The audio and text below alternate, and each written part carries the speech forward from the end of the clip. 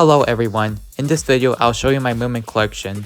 The Moomin franchise is one of my favorite franchises out there, and since I discovered it in the 2010s, it immediately became an obsession. Throughout the years, I have amassed an ever-growing collection, and I am excited to share each of these items. I'll start off with the first Moomin item I've purchased. It is a Moomin Arabia mug featuring Moomin Mama. Moomin Arabia mugs are very popular in Finland and Scandinavia, and from what I hear, even non-Moomin fans there have them in their households. I personally got this from a gift shop at Tivoli in Copenhagen, Denmark. Next up is a Moomin Arabia mug that was released this year. It was released to celebrate the Moomin Valley Park theme park in Japan, and it was sold exclusively at the park. When I found out this mug came out online, I knew I wanted to get it, and I'm glad I did. Unlike the other two mugs, this mug is made by a British company called Half Moon Bay. I got this mug while I was at Japantown SF, and this is bigger and wider than the Arabia mugs. On this mug is Moomin Troll and the great quote from the story Moomin Papa at Sea. I got this t-shirt at the online website for Hot Topic. What I like about this t-shirt is the classic Moomin comic book cover graphics. As you can tell, this shirt has been worn a lot, but it's still in great condition. When I was at the Moomin shop in Bergen, Norway, I wanted to get a pair of Moomin socks. Since Moomin Papa is my favorite character, I had to get these well-designed socks. These socks were made by a company called Nordic Buddies. My personal favorite merchandise I have is this tote bag I purchased at my personal favorite Moomin shop, the Covent Garden location in London. This bag is big enough to fill groceries and other stuff, plus the handles are big enough to put on my shoulders, which makes this bag convenient. These particular books are more designed for early readers and are shorter and not as authentic as the more classic Moomin books that were written by Tuva Jansson, but I do love the graphics on these. In addition, apart from the Moomin and the Birthday Button book I found at the Moomin shop in Covent Garden, these books are the ones I managed to find at Barnes & Noble and other local bookstores. Here's what it typically looks like inside these books. Moomin Mail is a unique interactive book I bought at a local bookstore that shows Moomin Troll receiving letters from his family and friends. What's interesting about this book is how some pages are designed with pouches to resemble envelopes, and in these pouches are letters that you can actually read.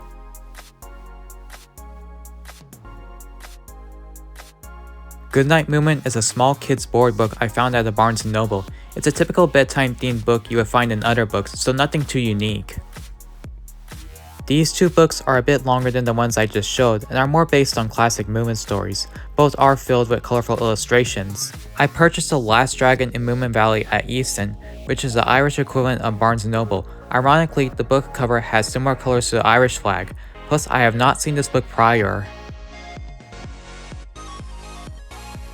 I stumbled on Moomin Troll set sale at Half Price Books, and this one is actually a 75th anniversary edition. I have 2 physical copies plus 1 Kindle download of the Macmillan edition of these 3 classic Moomin books. These are mostly novels, but each of the books has some pictures in them, albeit black and white. My personal favorite book is The Moomins and the Great Flood, which I got at the Moomin shop in Covent Garden. Fun fact, it is the very first Moomin book published. It is about Moomin Troll and his mother looking for his father and a place to live. What I like about this book is the Moomin character designs that came before designs we know today. I recommend this book if you haven't read it yet. Who Will Comfort Tofu is another one of my favorite books, and I also purchased it at the same Moomin shop I got the previous book from. It is about a lonely male character who tries to get out of his shell to make friends. The artwork never fails to impress, and I recommend it. The only foreign language book in this pile, this book is a Norwegian translation of The Dangerous Journey. I got this at the Moomin shop in Bergen, as I wanted a Moomin item I felt would be unique to Norway. Here's how the text looks for those curious. So far I have only 2 of the Tuva Jansson comic strip collection books, and I got these on Amazon. These are big books that have a few Moomin stories in each, such as Moomin and the Brigands. As you can tell, these books are illustrated in black and white. The first Moomin toy in my collection is a large Moomin Troll plush from Taito. I actually got this at Anime Expo 2023, and it ended up complementing my Snufkin cosplay. It's nice, smooth, and soft, and the eyes are well designed. The other Moomin toy I have is a large Snorkbane plush, also from Taito. I think I got this at the last ALA, but I'm not sure. This one is not as smooth as the Moomin Troll plush, but it's still soft, and the flower details are a nice touch to it.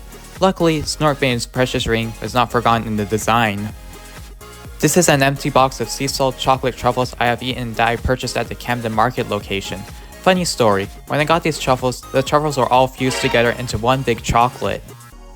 This is an empty bag of Moomin soft fudge from the Finnish candy company Phaser I got from the Copenhagen airport. The fudge is tasty and the taste is similar to a Scottish tablet. Unfortunately, I haven't kept any of the wrappers, but here's what the wrappers actually look like. I always wanted to get a Moomin DVD, and when I saw this at the Covent Garden store, I couldn't resist. It's basically a DVD of the 90s Moomin series.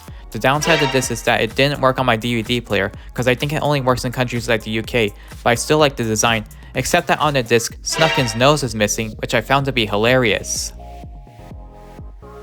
These are Japanese Moomin biscuits I got from a grocery store in Japantown, SF. I've tasted these before and they are alright, not too sweet.